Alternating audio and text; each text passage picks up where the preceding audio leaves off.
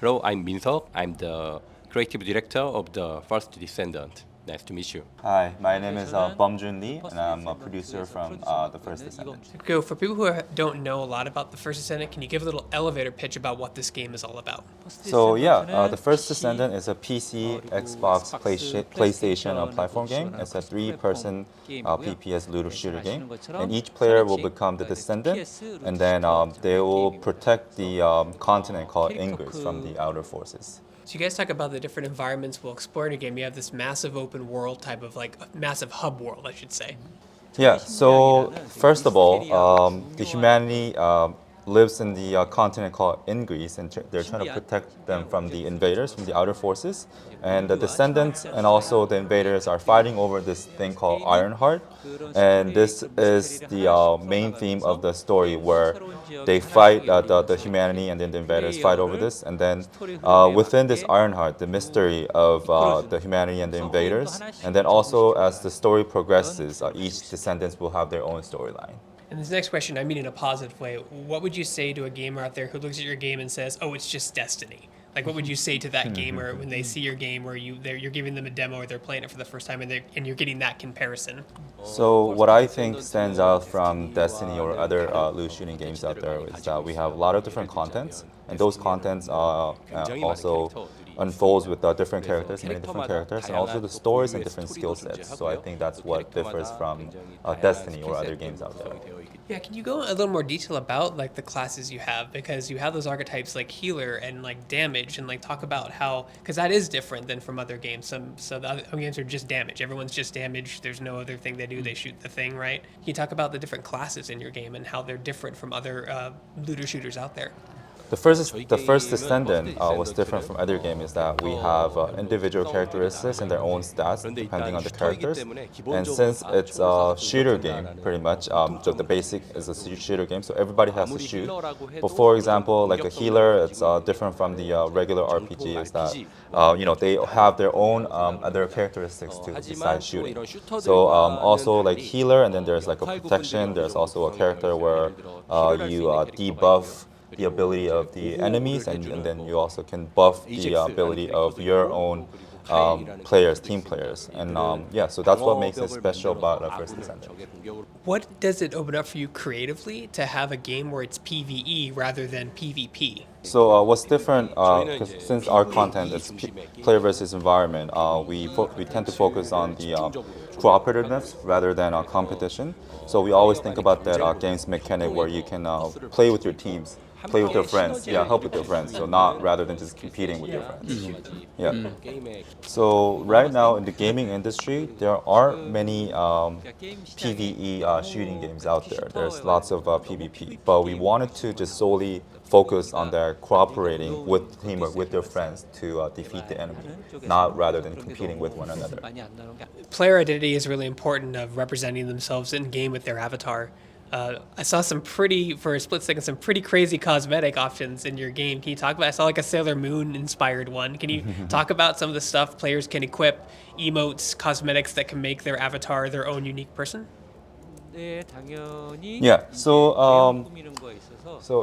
We tend to spend a lot of time on outer appearance, and also how we customize, how we costume, and how we cosmetic ourselves. And we wanted to satisfy all the players out there. So not just solely focusing on the entire story, entire theme, but we wanted to give a different concept, like putting out like a panda costume or even like a dinosaur costume. So we wanted to give that little fun, little spark to all the players out there.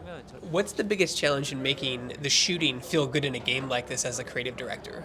So just making the shooting game itself was the most difficult part. So as you know, there aren't that many loot shooter genre games out there.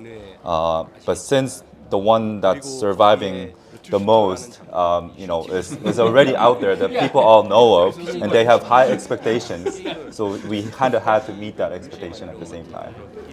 So just rather than making a performed loot shooting genre, but we also had to focus on RPG. So it almost felt like making two different games at the same time. And since this is a PvE game, we had to make a content that you can enjoy for a long time. But since you asked one thing that that was the most difficult part, but now as I'm stating it, everything was difficult. Game dev. Will you guys feature cross-play at launch? Yeah, so we will support all PlayStation, all Xbox, all PC with cross-save, cross-progression, and cross-play. Cross-save, yeah. Cross-save, cross-play, cross-progression, yeah. Cross-progression, was that a challenge? I know that can be difficult on the back end sometimes. Was that hard for your team? Yeah, so it was very difficult because no matter what platform, Steam, Xbox, or whatever, because you have to share everything, all the data and everything, so it was very difficult. From an outsider who's not in game development, looking at your team and your job, what do you think is the biggest misconception about your title as producer? It's a cultural difference because in Korea, producer tends to be in every aspect of the game itself. But I guess Western countries, the producer, they only tend to just focus on the producer itself. So he is pretty much involved in all the process of from 0 to 100. So yeah, the misconception that he gets, is somewhat plausible, but that's okay. Yeah, with the misconception. For you as a creative director, what's a misconception someone has looking at your job, or when you tell them you're a creative director, do they just say, "Oh, you play games all day," right? That's 그러니까 막 맨날 게임만 하는 거 아니냐, 뭐 이런 식으로 이제 사람들이 오해를 할 수 있는데. 근데 맨날 게임만 하는 거 맞고요. It is true for him. He does play games all day.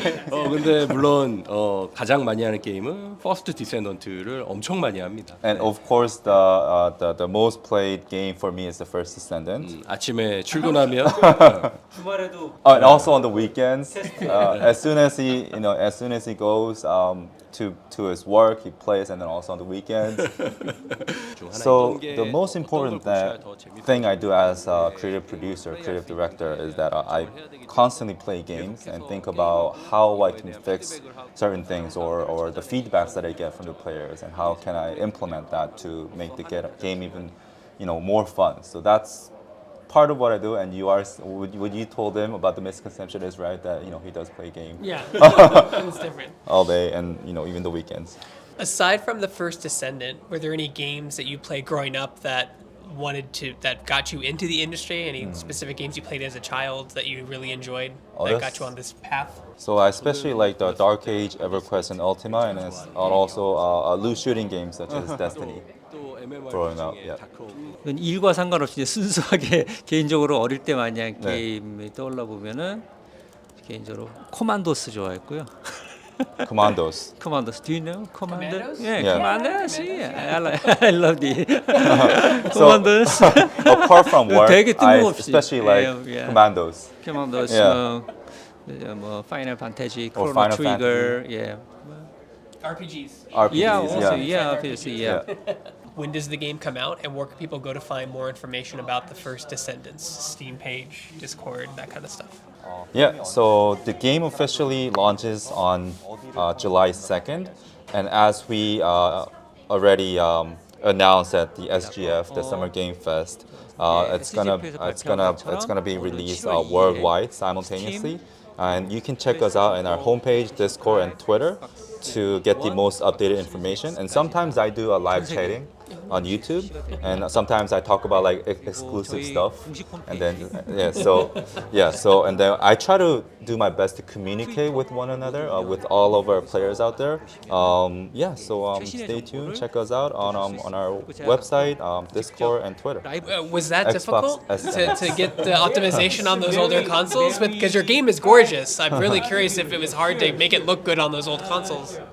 Yeah, so it was quite challenging for me, but since this was developed on Unreal Engine 5, we had to make that optimization, and we received lots of compliments technically doing that optimization from Sony and MS, as I have meetings with them very frequently.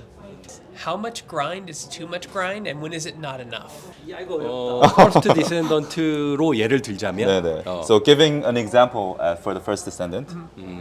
So for example, if I were to play 10 hours a day, then I think you need to get some sort of result after you invest 10 hours a day. 하루 10시간 매일 해야 된다는 뜻은 아니고. Not every day. That doesn't mean you have to play 10 hours every day. 어느 But 날 for 그렇게 example, 한다면, like one day you pick a day and you play for 10 hours. 그러면 그 And 유의미한 then- 결과는 Yeah, something out of it. 무기 Yeah, 한 something. 자루를 내가 원하는 무기를 크래프팅할 수 있다거나 캐릭터를 크래프팅할 수 You 있다거나 can 그 craft your 시간을 character or your weapon. So if you spend one day 10 hours, then I think you need to get at least something for return. 문제는 네, 그렇게 해야 하고 대신에 퍼스트 디센던트는 그렇게 모아야 하는 캐릭터와 무기와 이 빌딩을 만드는 이 아이템들이 굉장히 많은 거죠. So we have lots of various different characters, weapons, builds, cosmetics and so on. So yeah, you can grind all day if you want. If not, 우리도 매일 you have to earn 고민하는 게 it. So we always think about how much content we can provide so that they can grind and not get bored. Yeah.